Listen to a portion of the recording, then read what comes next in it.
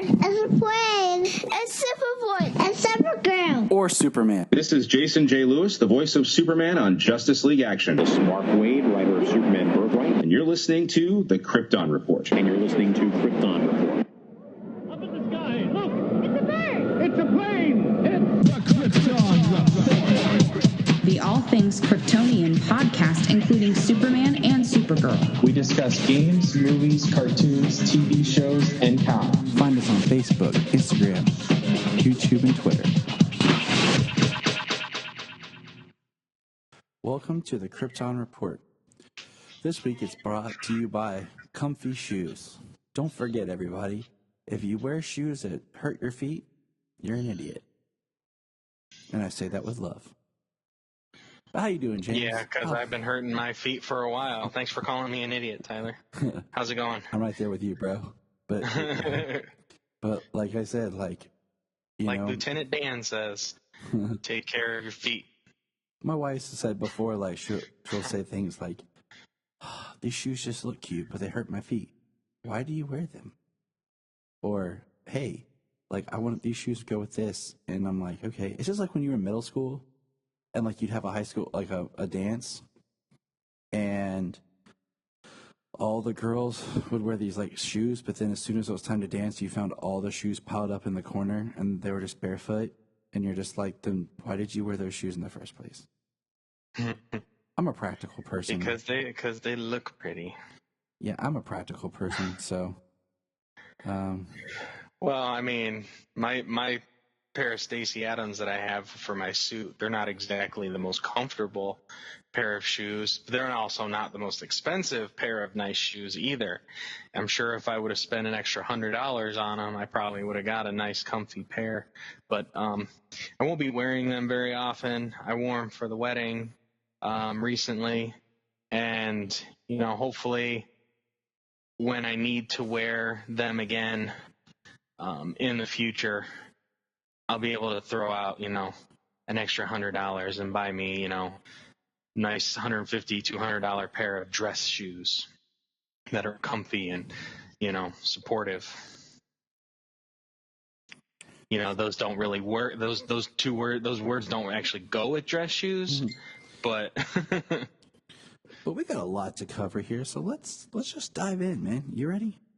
You ready? Yeah. So we just had Justice Con not too long ago, and it was cool. There really didn't seem like much came out of it other than just Ray Porter talked about voicing Darkseid and talked about how to him, Darkseid isn't the villain. Darkseid doesn't see himself as a villain. So, I mean, that's cool. That's kind of common, but I was a little, I don't want to say disappointed, but a little downhearted from Justice Con. Why is that? I don't know. It was cool to see people talk about it. It was virtual, so that's cool. But I guess I just wanted more out of it. And maybe because they're doing fandom, everything that could have been Justice Con kind of got the air sucked out of it. But it was still a win for the fact that it happened.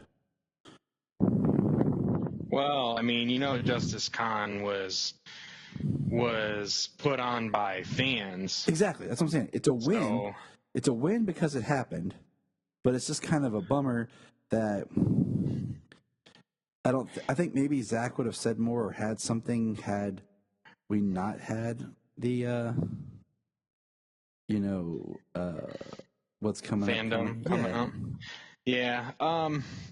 Well, I mean, the circles that we run in around the internet and the people that we listen to and stuff like that, SnyderCon, Justice Con, I heard it described as such actually earlier listening to another podcast.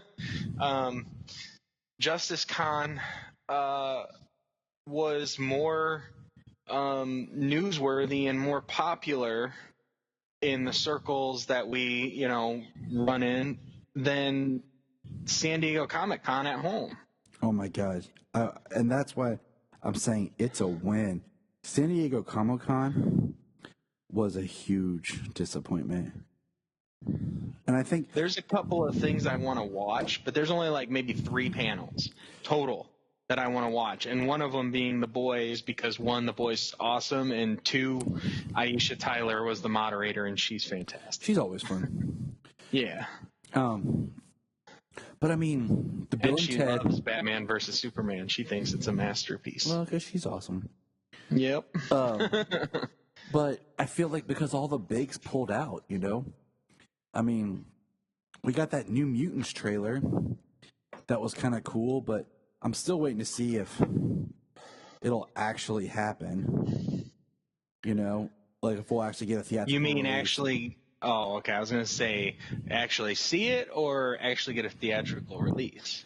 I've said all along they should just release it. It would either be the best way of testing movie theaters or just put it in a video on demand release.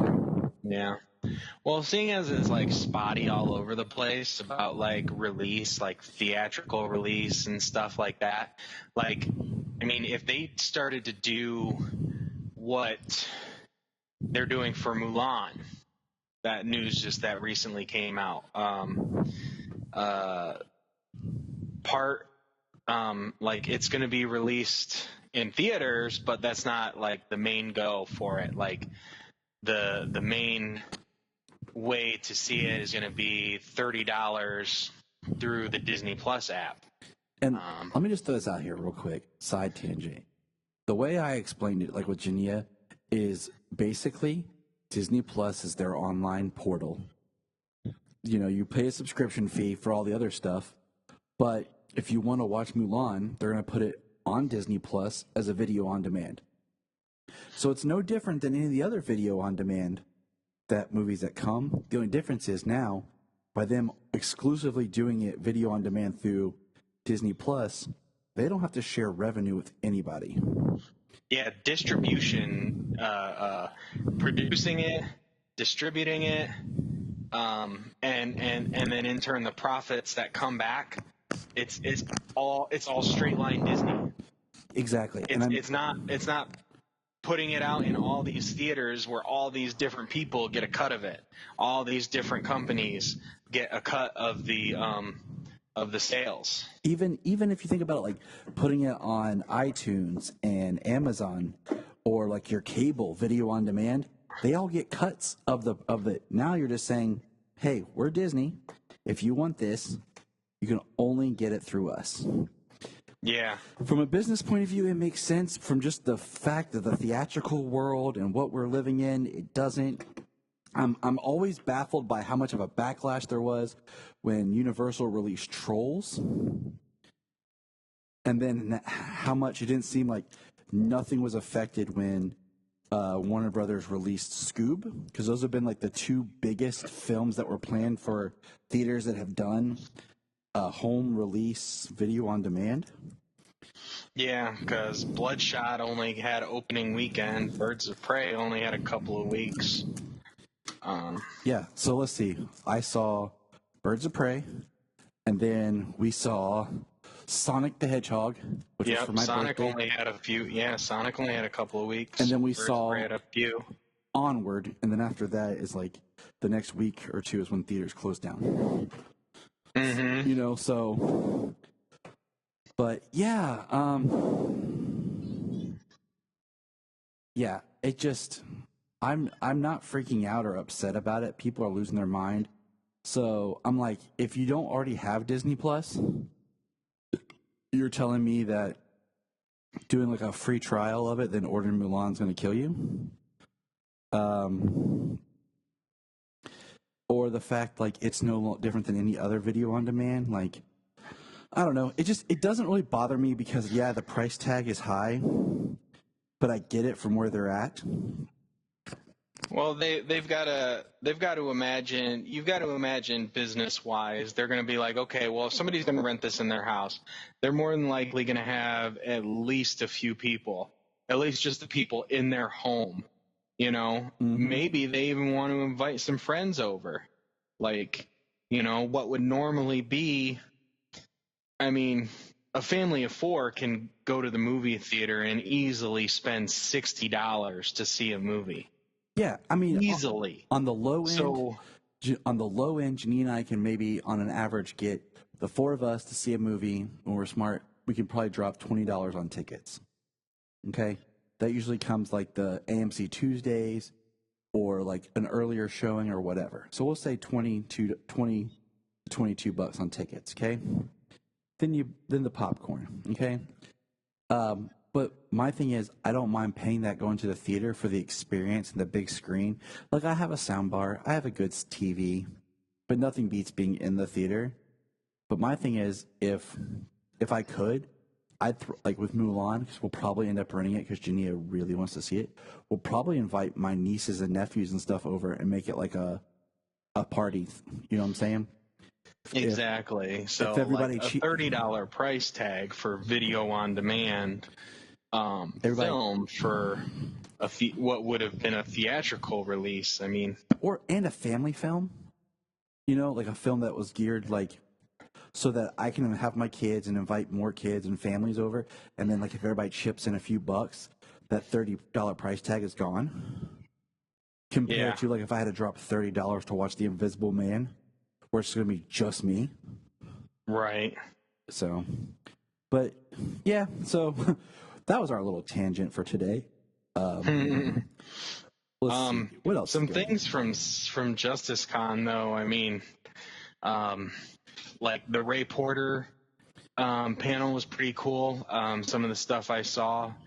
He also did motion capture with Ciarán Hinds and whoever was supposed to be Desaad. Dude, I love Ciarán Hinds. Like, that is like one thing like I am so excited about for the Snyder, Zack Snyder's Justice League. Is I think Ciarán Hinds is an amazing actor. We've been rewatching all the Harry Potter movies, and I had forgotten that in Harry Potter Part 7, Part 2, he plays Dumbledore's brother. And I was just like, oh, yes. You know, and like his voice is so great. Because like think back to those early trailers when you just heard Steppenwolf's voice. Like, I'm just like, no lantern here. Or no Kryptonian. No lantern. Yeah. Yeah, that voiceover from before. And I mean, motion capture is great because, like, I've never like, I always thought that Ian McShane would make the best kind of dark side in motion capture. He's got the persona. He's got a great voice, you know, with a little modulation. But motion capture just gives the ability for actors who may not physically to be able to embody certain characters like Darkseid or Steppenwolf, but have the voice and the presence, the ability to bring those to life. Yeah. So the interesting thing, you know, just about Darkseid and Ray Porter talking about how he says he's not a bad guy in his mind. I mean, you know, I doubt he's going to be like Thanos. You know what I mean? Yeah, how they changed Thanos from that just a despot, a maniac in the comics to having a I don't know, sensible, I guess you might say, reason behind what he wants to do, why he wants to eliminate half of the universe population. But I mean, as a dictator, as a ruler, as a god of a planet, like, he's still responsible for so much. You know what I mean? So there is a real life quality to him, even though, you know, there's no way that he's going to be sympathetic in any way. And my thing is, man, like, I want my villains to be evil. Like, I've just gotten really tired of like villains that aren't evil anymore. Like, I really just want villains to be bad. Like, sometimes the sympathetic, like, I get you, but you're going about everything the wrong way. All right, fine, but sometimes I just want you like, you're just evil. Like you like pain, you like suffering, you like torture. Yeah. Well, that's part. I mean, the way that Thanos had described things in Infinity War, like in my opinion, Infinity War was way better than Endgame, even though Endgame had some really cool things that have been the best we've ever seen. Well, Endgame was the setup, the payoff. It was geared to be like the hurrah. It was also kind of like in a way like a greatest hits because like it revisited stuff and like I mean if you took out the end of Endgame, like the big like on your left kind of moment, like would it be as awesome as it is? If it was just like the 5 Avengers, at the end. No, because Thanos. I mean, it wouldn't have been as cool because Thanos had an army and he had all these people that had died in Infinity War, but because they're from a different time, they're back. But like they had this huge war and a huge battle, and I mean, it would have been the same thing as before. It'd have been the same exact thing as Avengers, just the Avengers versus an army. Mm-hmm. The same thing against Ultron, just the Avengers versus an army. And so now they've got the Avengers, but everybody else who's ever been involved in any of these characters' lives, pretty much, they're involved here to save the universe. Like, I mean, they really did it right by doing what they did with Endgame there at the end. But I think what like Thanos learns from him being successful and then them still going, like he seems more evil and less sympathetic in Endgame because he's from a different time and he has a different plan essentially. Yeah.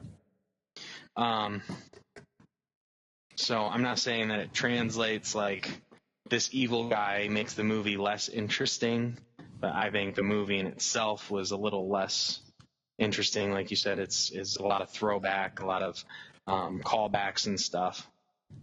Well, I mean, think about also is Infinity War had everybody in it,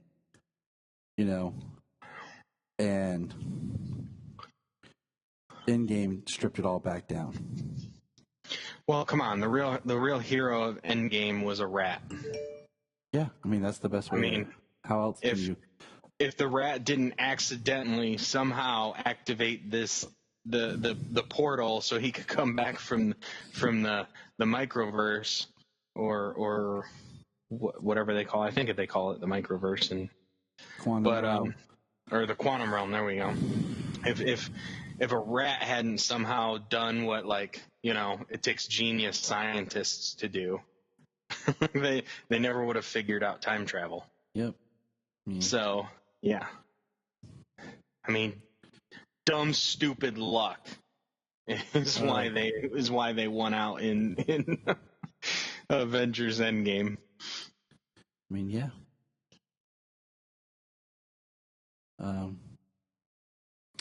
But so yeah, all that to say, like, I just want Darkseid to be bad. Like, I want him to be a conqueror and a destroyer, and like a villain. Yes, like you said, conqueror.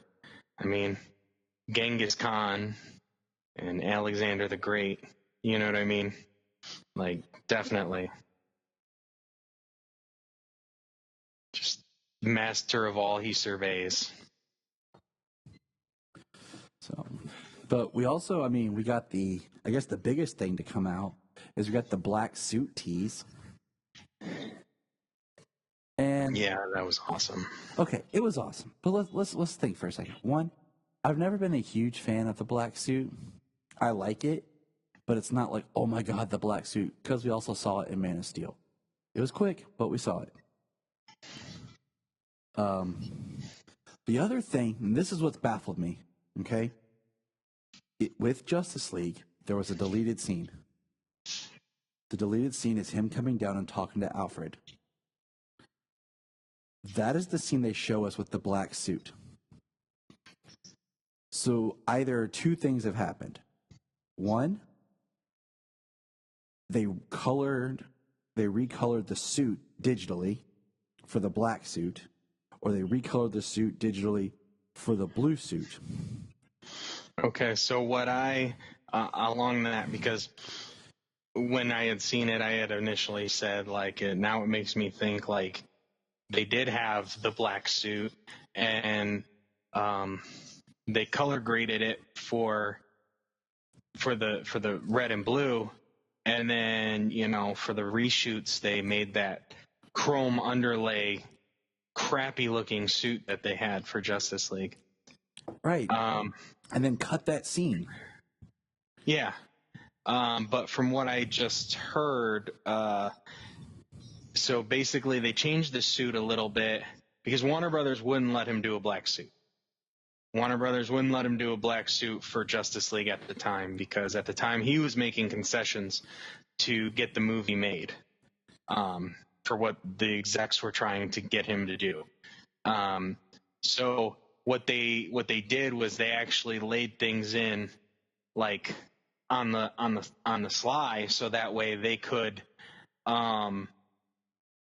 that they could go back in there and digitally color it black and silver. And so what we actually saw was digitally altered from red and blue to black and silver, but set up so that way they could do that if he was able to convince them at some point or another. Okay. So that makes more sense. I mean, it's been such a conundrum. And honestly, let's look at it from a marketing point of view. You put the black suit in there for Justice League, guess what you got? A whole new toy line. A whole new marketing line of, I might already own this figure, but I'm going to buy it again because he's in the black suit. Okay? Yeah. I have Henry Cavill's BVS Superman over here. I was about to say. I would have I would have Justice League black suit Superman. Exactly. I was about to say the exact same thing. Like, I never bought the Justice League figure because it looked just like the BVS with his suit a little darker. Now I have the Man of Steel figure and I have the BVS, and there's differences there. But if you would have given me the black suit, which you did release with Man of Steel, but like the Justice League black suit figure, yeah, I would have bought that. Or then just think the T-shirts, all new posters, everything you sell. Like, that's why, part of the reason why I've said this all along, you change Batman's costume in every movie, or Wonder Woman's costume, because now you have new merchandise to sell of this version. Yeah. Well, that's why they did it. That's why they did it in the Marvel movies. That's why they always had a new costume. Yep. That's why they did it before in Batman, because they could sell more toys. Mm-hmm. Yeah. So I'd love to have a friggin' Henry Cavill black suit multiverse figure. It's not going to happen probably, but who knows? Well, I mean, they're still making them. I mean, and a Todd McFarlane one. Oh my Dude, gosh. what is up? Okay, real quick, what is up with the multiverse figure? Every Walmart I go to around here, I always check the toy area, and the only multiverse figures they've got is freaking Batman. There's like 5-6 Batman on the shelf, and there's not a one Superman. I find Superman Ever. sometimes, I find Batman always, and now I find more of the Golden Wonder Woman. I found one or two of those, but even those are gone now, and it's only Batman. Batman. I don't want Batman. They make so many Batman everything. And then it's all that's left. Yeah, I mean, I don't know. It just gets, it gets old. Like the only reason I'm buying the old Dark Knight Returns Armored Batman from the comic book. That one. The only reason I'm buying that one is because it comes with a part for the new. It comes apart for the new 52 with a part for the new 52 Doomsday I'm trying to make, which is for awesome. my Superman toys. Yeah, that Doomsday is awesome. Just throwing that out there. I've got half of him right now. I need the other half. I got that for Solomon because like I got him one figure and then I bought me one, so we had two pieces. Yeah,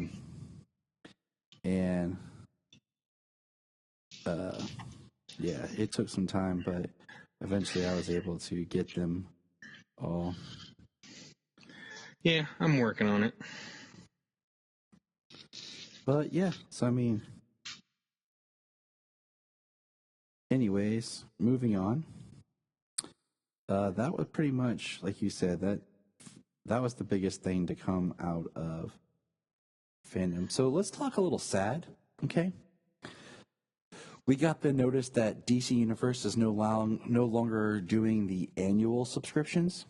So here in, I think, October, I think my second year is up. So, or is it November? Might be November. I'm trying to remember, but now it's going to be month to month. We can't pay and just do a year. So that's just something right there that tells us that, as we've all feared, say it dropped on a September. So, but if you signed up in September, you got the 4 additional months if you paid the full. Right. So I'm trying to remember when mine actually. You got like 15 months or something as opposed to 12. Yeah, it was something like that. Yeah. So I'm trying to remember. That's why I think my subscription runs out like in November or December. Yeah. So, I mean, that just shows us that DC Universe's time is closing. It's going to be retooled, reformatted, or whatever. And at this point, okay, look, I'm tired of wasting energy. I have other stuff to stress about. That's something I can't, like, I have HBO Max, thanks to Brian. We watch HBO Max and stuff. But I refuse to watch Doom Patrol on HBO Max or any of my DC content that I can watch on my DC Universe. Same thing with like Stargirl. I refuse to watch it on CW app. One, because of commercials, but two, like I want to, use my DC Universe and show that I'm actually interested and using what I'm paying for. Oh yeah. I mean, even if I've said it before, even if they at some point, all the video is over there on HBO Max, and I mean, like, because they. Right after HBO Max launched, they did the bundle, get HBO Max and DC Universe, DC or HBO Max for $5 more or something like that, at a hefty reduced price for the bundle. So I was like, that's cool. Like we have HBO Max because we have HBO, and I'm tempted, and that's my mother's, and I'm tempted to, she uses it at her place and I use it at mine, but I'm tempted to freaking do my own HBO Max just to show that I got the bundle, that I want HBO Max and I want DC Universe, even if it's just a comic reader. I'll maintain the bundle just for a comic reader, for a reduced price like that. My thing is, and to show my support. As much as like Brian and I were sharing because we're both poor, HBO Max. I understand. When Justice League comes out, I'm gonna get my own. Just. I hope I hope the bundle's still there, because I'll just click right over on the bundle, get my own HBO Max. Like boom, now you got another subscriber. Exactly. At the time that the Snyder Cut drops. Yep. So, but it's just sad, because we've said it for a while, like, if they put it all on HBO Max, then cool. But I like the idea of having my DC one place for everything. I hate it being spread out. Yeah. So, all right. I've been paying mine month to month, so I mean it doesn't really affect me. I've been paying it month to month since day one. It's just a recurring payment that comes out of there. So Yeah. So I guess the next thing is we're going to dive back into the comics with Action Comics 1022. And I'll tell you 1023. 1023. My bad. You know why? Because I can't freaking keep track of my notes. Once again, this story is cool. You know, it's the House of Kent Part 2, and that's why I'm like interested, because it's bringing Connor in, which is why like I'm excited to read this.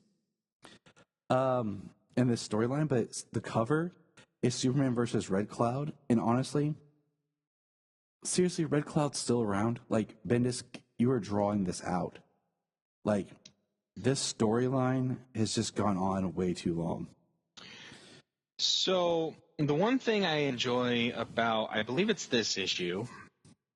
This issue, and actually the one thing I enjoy about from the last issue, because I actually like this issue more than I did the last issue. Or maybe I'm thinking of Superman. I don't know. I get Bendis' stuff mixed up anymore. Yeah. But I liked where Superman finally admitted that he's mad that he missed out on John's life. Yes. Because they aged him up. I really like that part. And then also, like I said, I believe it's this issue, or maybe it was Action 1022, but there's a part where I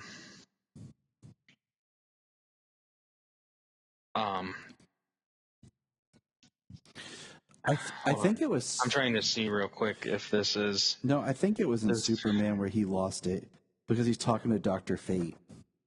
And Action's been just focused on the Connor element, which is what's kept me more interested in it. Yeah. Is it right here at the beginning?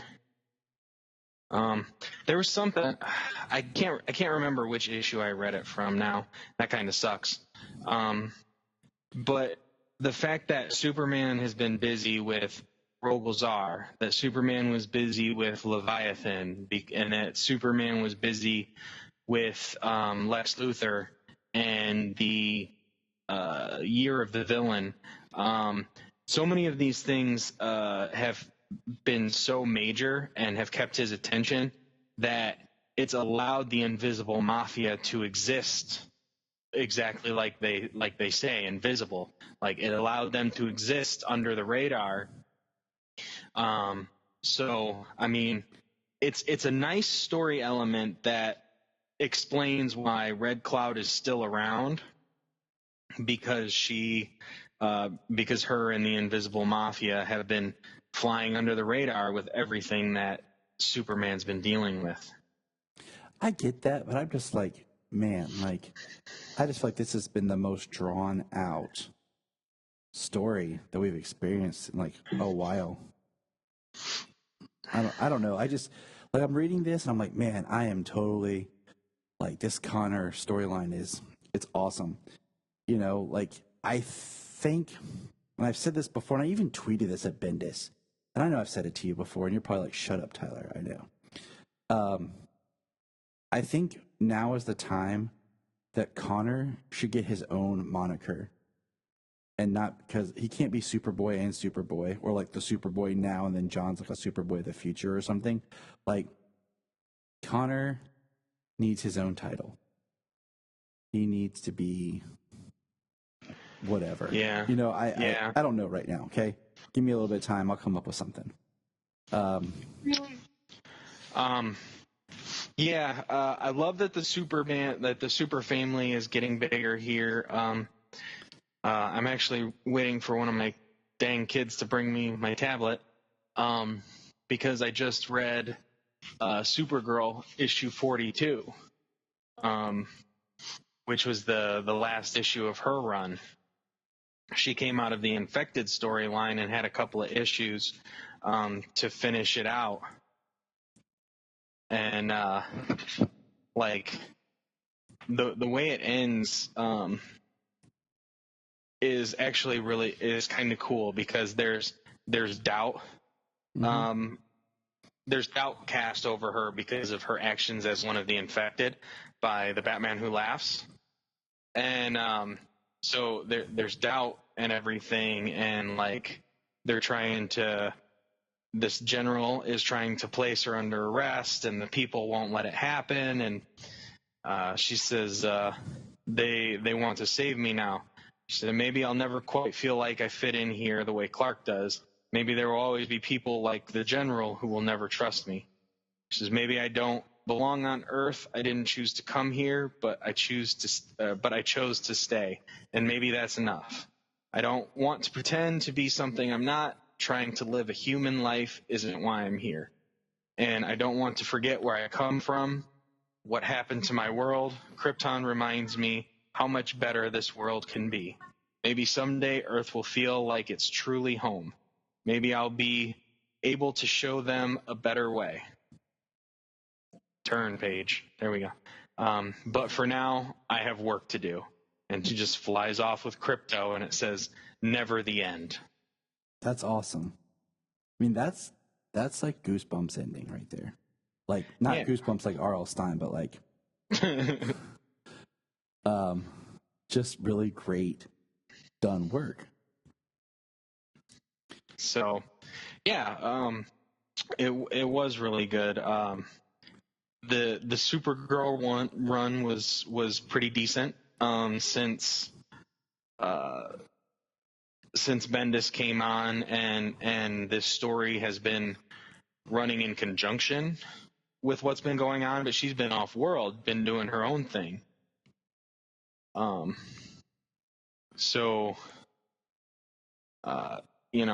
it's been pretty decent. I'm not sure how many issues she wrote, but the writer was Jody Hauser.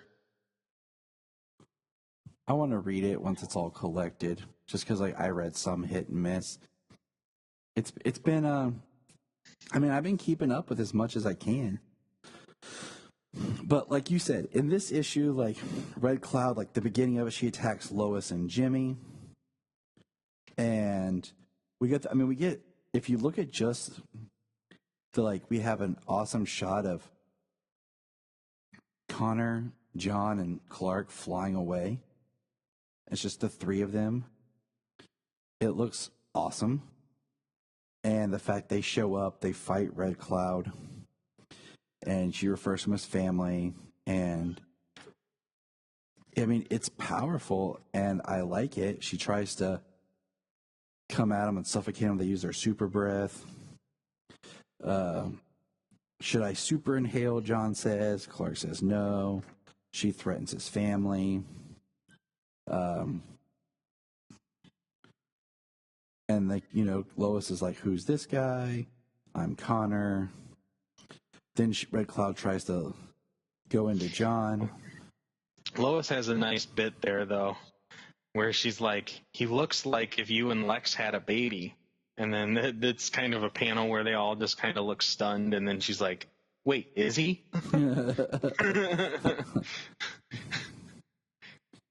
Yeah, you and Lex had a baby. Wait, is he? Hello? Officer right? Jurgens. I love this. Officer Jurgens, it's good to see you again. Like, that's one of those things. It's like, so what makes you, like, if you can see Clark, Superman, and Lex in one person, like, what made you not be able to see Clark as Superman years ago? Yeah. And then, we get the Invisible Mafia, the secret headquarters of the Invisible Mafia, and they're talking, and this is kind of cool. The Black Label Club was attacked, like Clark Kent, and they're like, oh, that's not Clark. Who, what? And they start shooting him, and the bullets are bouncing off, and then it's actually Connor, and then John shows up and shrinks him. The club, and then we cut back to what's her face, the owner of the Daily Planet, who is the head of the Invisible Mafia, finding out that the club was shrunk, and the last page is the Daily Planet, and it's Jimmy and Perry talking, and the FBI is there taking everything, and Jimmy says, I guess we're not putting out a paper today. And like Perry's just stunned, and it says the next issue is the end of the Daily Planet. And I'm like, okay. Like, it was cool, but like, I guess part of me is just with my nerves, as shot as they've been with all the stuff going on, I've just really gotten tired of like long storytelling. I just want to read a story. I want to enjoy something and not have to read like 17 issues to be like, oh, okay. Right. Like the idea that books were written for trade, it's like 6 issues, and you have a story. You have a book, you know? Now it's like with Bendis here, I mean, this is issue 23 since he picked up. Story's still not resolved. It's all like these small moves ahead. And I don't know. I'm just tired. Like, and I mean that across like TV shows and other things. Like, I just want to enjoy something. Like, you know, and we'll get into that stuff later, but I want to move along. But I mean, I enjoyed it. I've been reading the Superman Man of Tomorrow comics have been really good. They've changed since they first started, you know, but they're still good. They're coming weekly, digital. I'm enjoying them, and I highly tell everybody to read it.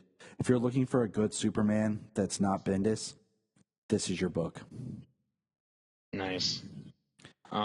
What else? I need to get back to them. I've got a few issues that I bought that I haven't read, but I'm behind on all my reading. I bought the first 3 Witcher books, and like I haven't even gotten time to read any of those either. I got a small stack of comics that I haven't read yet. I got like a reading list next to my bed. I found at Ollie's for $3.99 the volume 2 of the Golden Age Superman that I need to read. I didn't make it to the comic shop last week because the only thing that was on my pull that showed up was what do you call it? Crap. One issue of Batman, because I'm reading Joker War with Jania. He's trying to get her to read it. Yeah. And I'm all caught up on Batman except for that issue. I'm all caught up on Superman. I have 2 back issues of Lois Lane to read. I have 2 back issues of Legion of Superheroes. I read Dark Knight's Metal, Legends of the Dark Knights. I've read Deceased, Dead Planet, number 2. That's about it. Yeah. I've got other books I haven't read. So here's the big news. Okay. Are you ready for this one? This one got me excited that I had to actually share it with Jania and the kids as I learned about it. But they released a trailer for the Death in the Family short DVD, Blu-ray, whatever, digital, whatever, film. And it's a choose your own adventure. Like, how cool is this going to be? I mean, that's wild because Under the Red Hood is amazing. is amazing. Like, it's the best one. It's the best movie that they've done. I mean, honestly, only comparable thing to the entire DC movies that they made was like the first Wonder Woman that they did, and then like Death of Superman. Dude, his contract. Like, that's your top 4 right there. Yes, I'm looking at those right are your now. Those are your top 4 right there. And so yeah, for them to be doing this like choose your own adventure, like did they get the voice actors back to do more recording? Like, Well, they did get Bruce to see Greenwood. like we in the trailer you see like a version of Hush. That you see like a version of Red Robin. Yeah, I mean, you get to pick if he lives or dies or what path he goes down, and it looks the animation and the voice casting look like it's all a prequel to Under the Red Hood. So it looks like it's going to be kind of like the story leading up to the one point, and then after that we choose. So with that being said, it makes sense why it's like a short, because you could really watch it, do everything, and then start it over and do all the different choices. Yeah, see all the different possible paths. Well, because like one of the first things they show when they show the option, the option of choice of what happens to him, like they throw it back to like you get to choose, like the people got to choose when he died back in the 80s. So like they used that kind of as a point to make, like you get to choose, and then it's like Jason dies, Jason survives the blast and recovers or something, and then like Batman saves Jason. So like you got three different starting points, like he dies like normal, Batman saves him, or he survives the blast. So it's like something different is going to happen to him with each choice you make.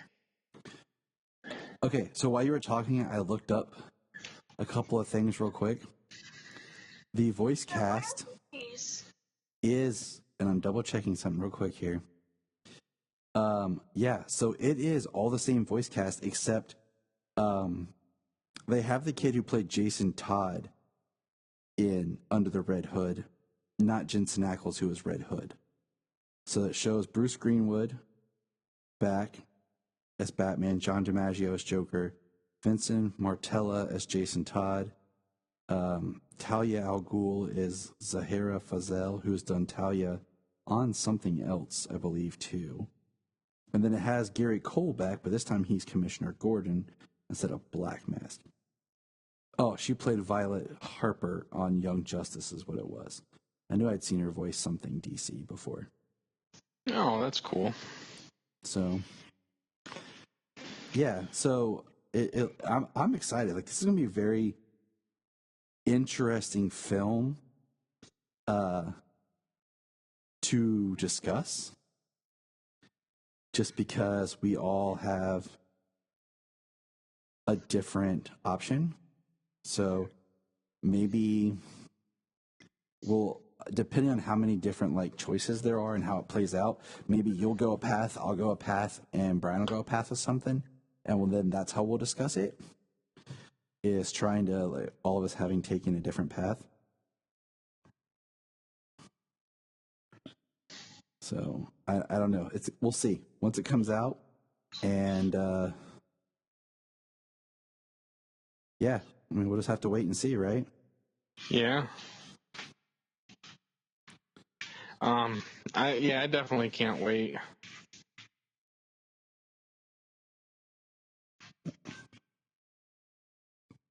But yeah, I'm pumped, man. All right. Let's see. And I guess that brings us around to our next plug, which is our continual growth of the cartoon series of Superman from the 40s. And I'll tell you, man, I can definitely feel the change now. Maybe I didn't pay enough attention last time, because now we're actually like in the second episode of the Famous Studios with the Showdown. All right, guys, we just watched Superman Showdown. What'd you think of it? It was really good.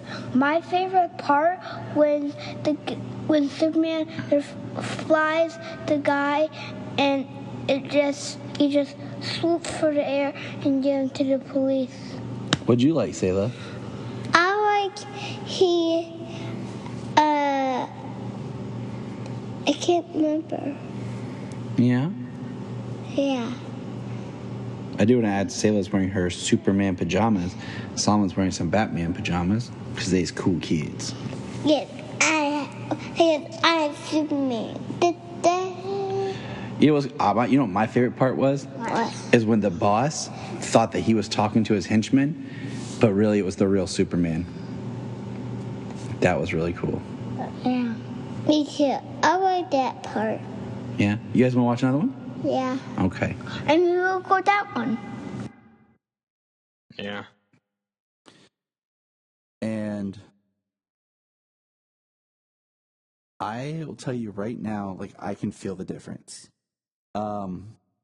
First of all, when it starts, it says faster than the speed of lightning, more powerful than pounding earth, mightier than a hurricane, and the narrator is changed.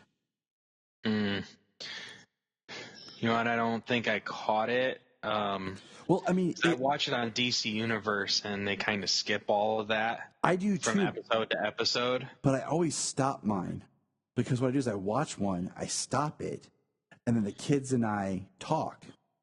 So I don't let it play into the next one. And you can skip the intro and stuff. So I didn't. And we were sitting there watching it because I started it originally. We were in the car waiting for Jania in the grocery store. And I pulled up on my phone like, hey, kids, let's do this. And I started it then. And I was like, wait a minute. Now, the animation is slightly different. The way they draw the faces seem like it's like a softer look. And I did like this one, the Showdown, just because like it's about a bank robber who is dressed as Superman. This one is one that I remember from forever. Like, it's one that I've always known. The guy being dressed up as Superman, and Superman standing in front of the boss's desk, and the guy like, you trying to play fun with me? And and he's just standing there, and then like he's like, and then he looks over and is like, sees the it's really Superman, boss. But man, like this one killed me because Lois is like, it is Superman. Really, Lois? That's how much faith you have in him? Homeboy's not even flying. Okay, I do want to throw this out there because watching these has made me go back and look at stuff. Superman didn't actually start flying until 1941 in the radio show. And this was released October 16th of 42. So it kind of makes me wonder like how long the production schedule on some of these were and all that. If he technically hadn't started flying yet by the time that these went into production, that's why he's still not flying. He's jumping. And heat vision wasn't introduced until the 50s. It came out of his X-ray vision.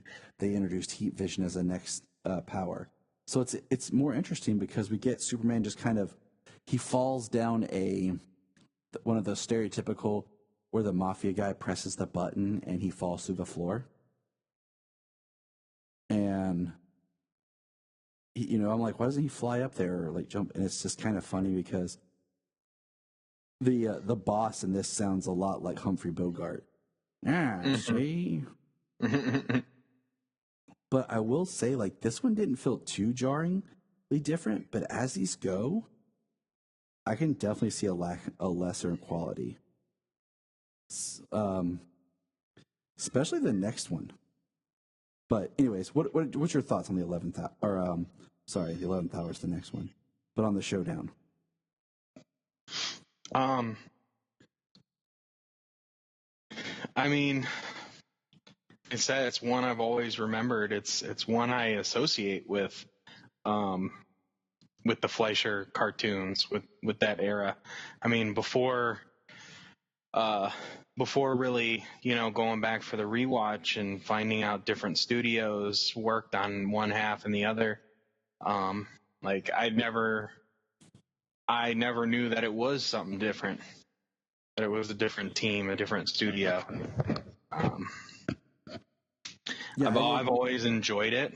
I've got a nice nostalgia for it. I like the I like the robber, the impersonator. Like, He cracked he's me up. funny. Yeah, he's funny.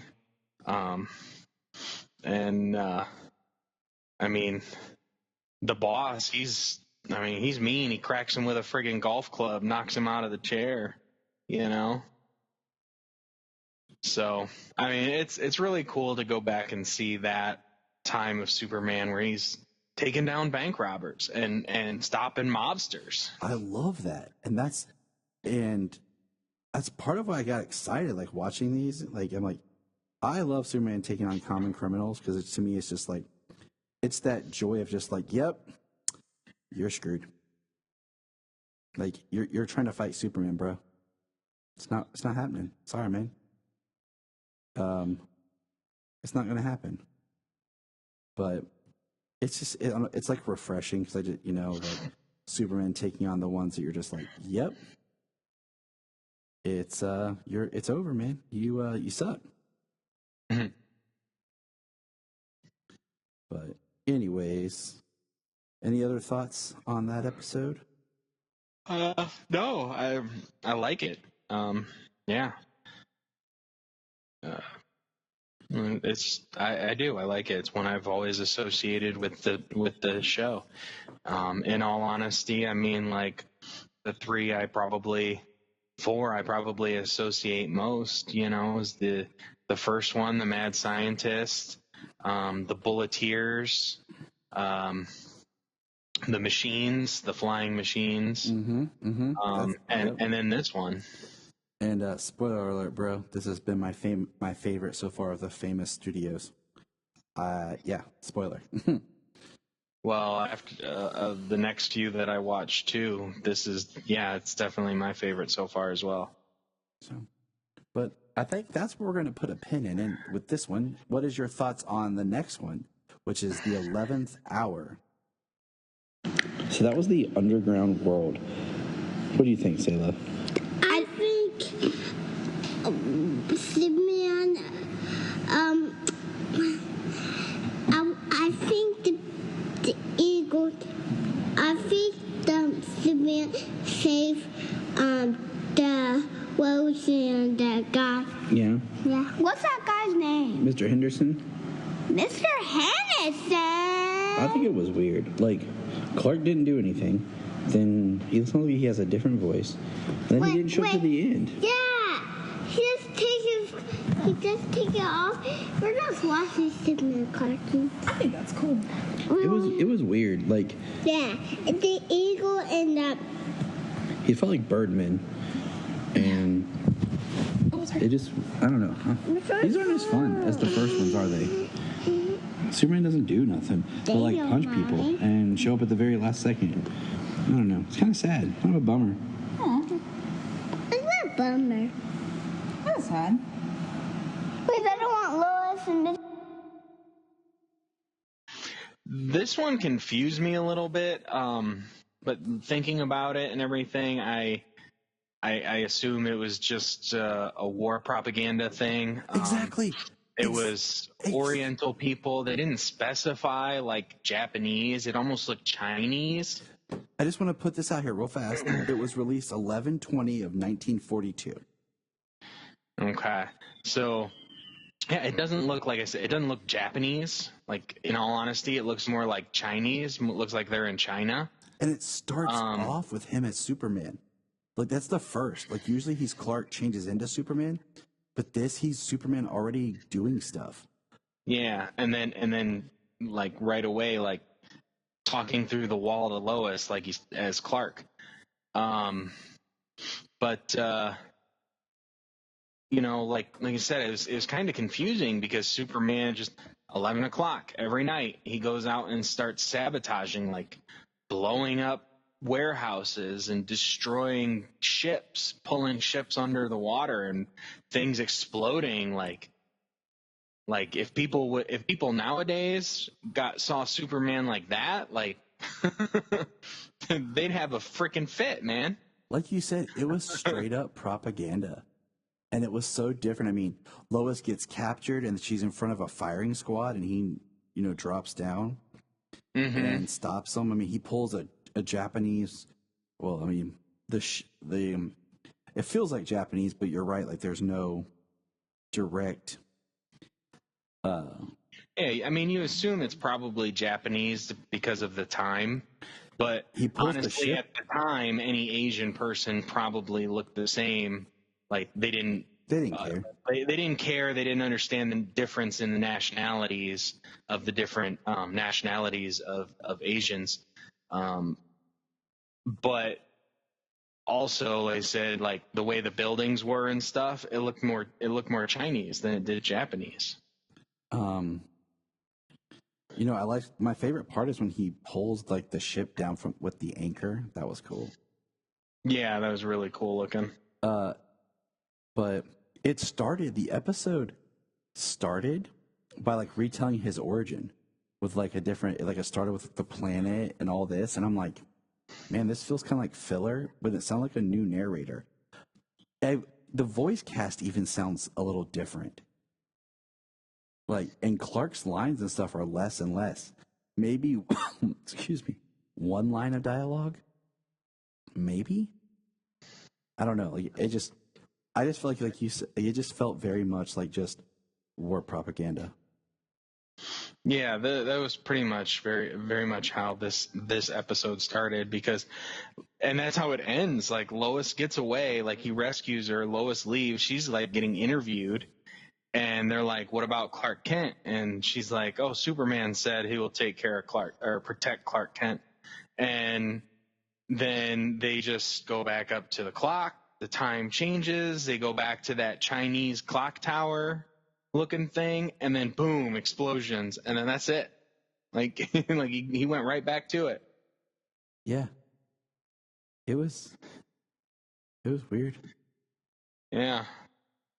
This is how I felt like on a lot of this stuff recently but